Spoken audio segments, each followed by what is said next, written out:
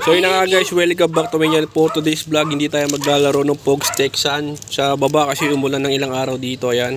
So yung ano natin, ito ay bumili tayo ng 25 pesos na Pogs. Okay.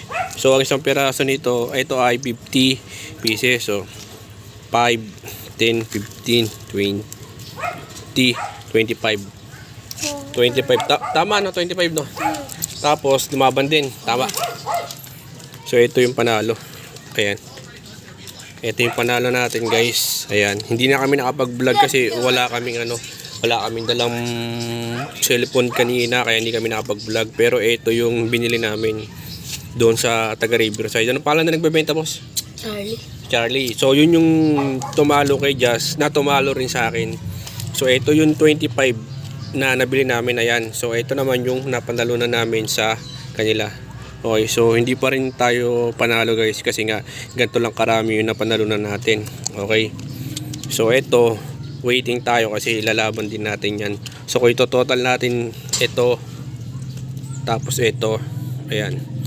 Bumili tayo kahit meron pa tayo Pogs kasi nga baka maubos kasi yung Pogs natin doon sa labas and then wala tayong magamit pagdating sa pagko-content natin. So ayan, kung ito pagsasamahin natin, nasa 2 dangkal to palagay mo. Tama, 2 dangkal. So boss, hawakan mo. Tingnan natin kung aabot nga talaga ng 2 dangkal.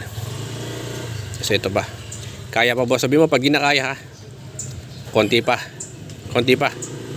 Okay, konti pa. Okay yan. So ito pa. Isa. Ako po, lagpas 2 dangkal to. Rin, bigyan mo pa ako rin.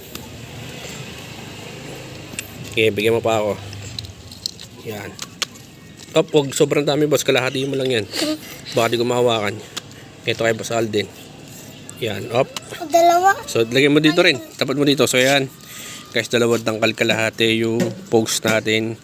Yung 25 pieces dyan na yun ay gato ka rin, bilis, dangkal din ikaw. So yan guys, 2 dangkal kalahati lagpas.